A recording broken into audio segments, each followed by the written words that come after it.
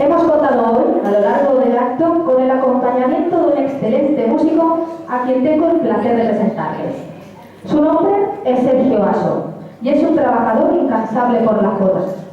Quizás sea conocido sobre todo por su trabajo al frente de la rondalla del programa Dándolo Todo Jota y del programa La Posada de las Almas de Aragón Televisión. Pero Sergio Aso es mucho más que eso. Fue un músico imprescindible para el desarrollo de la trilogía La Jotea de ayer y hoy, y para otros tantos trabajos que vienen a renovar musicalmente la jota. También del último trabajo de Bea, Las Pilares.